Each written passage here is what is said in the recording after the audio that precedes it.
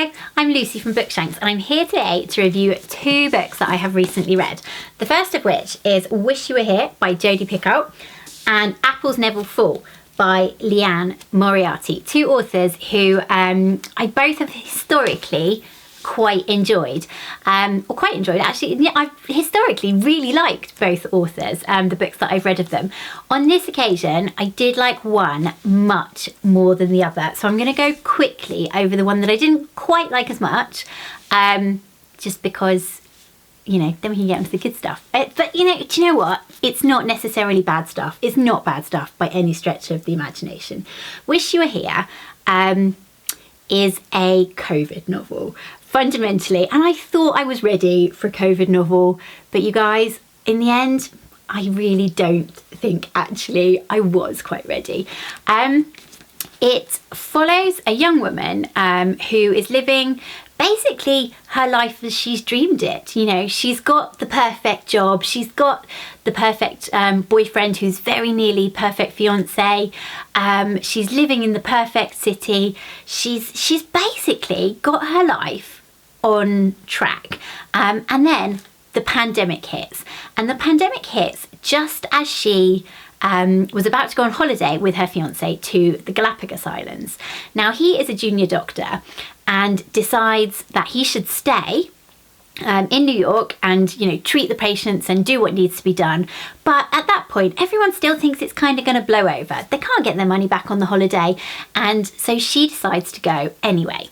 And what unfolds is sort of her starting to wonder, kind of inevitably, whether this perfect life that she thinks she has really is what she wants. Now, this book is really hard to review without spoilers.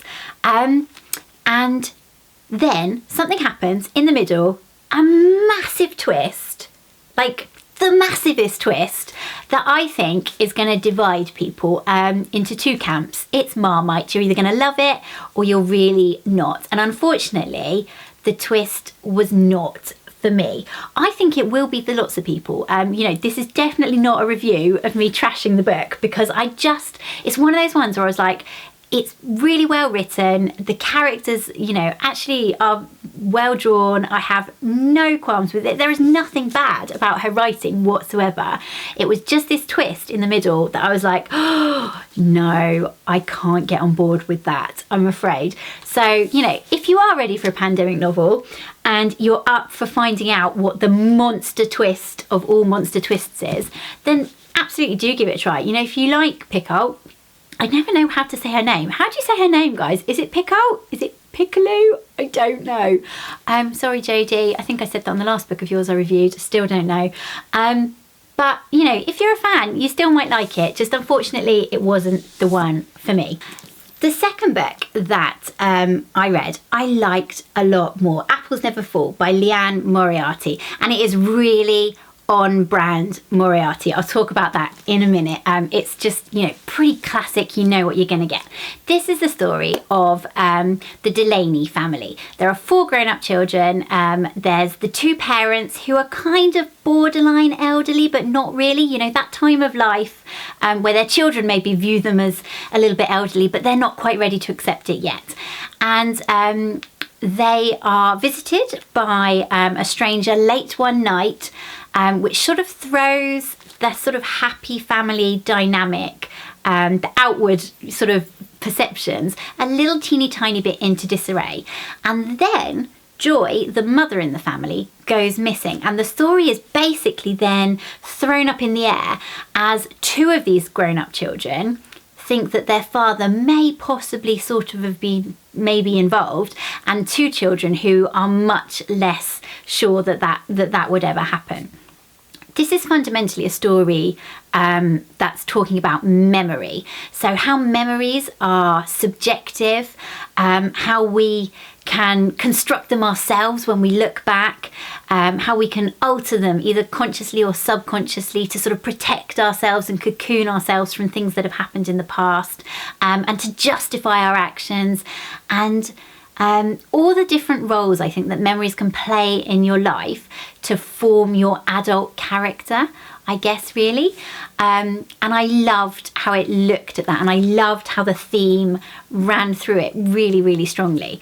I said that it was on brand Moriarty, and it really is, because it's got loads of different viewpoints. It flicks through them at pace. Sometimes it's a little bit hard to like remember whose voice you're in, and there's so much detail that you wonder which details, I guess, are significant and which you have to hang on to, and there's a lot to keep in your head and a lot to remember, but it's really well written, it's really clearly written. It's got a lot of humour and warmth in it. Did I say that already? I don't know. It's got a lot of humour in it, and I like sort of the internal monologues that the characters have, like that all Moriarty's characters have in all of her books. That's sort of like, that voice is like pervasive, I think, so you know kind of what you're going to get. I like the apple motif that runs through as well. You know, apples never fall far from the tree. How close are we to being our parents? And you know, how our families form us. I really like that. And the image of an apple crops up again and again. For example, right at the beginning, the mother's bike is found, and it has these 4 apples like spilled out of the basket. You know, representing like the 4 children and how far they've gone from her in life, but in a much less pretentious way than I've just described. And yeah, it was just a thoroughly good read. I mean, it looks quite beefy, doesn't it? But it's big print, and you know, I tore through it in just a few days, and it's definitely one that I would recommend, particularly if you like, you know, 9 Perfect Strangers, Big Little Lies. You know, you're gonna get the same sort of thing. And unlike this one, it doesn't mention COVID until like the very, very end. And I had this moment when I was like, oh no, she's gonna end it by just killing everyone with COVID, and we're gonna get no emotional closure whatsoever. I thought that was coming. I said to Scott like halfway through, like, no, she's just gonna kill everyone with COVID. Not halfway through, like literally at the end. But actually, completely from that aside, I think I was a bit traumatized by that one.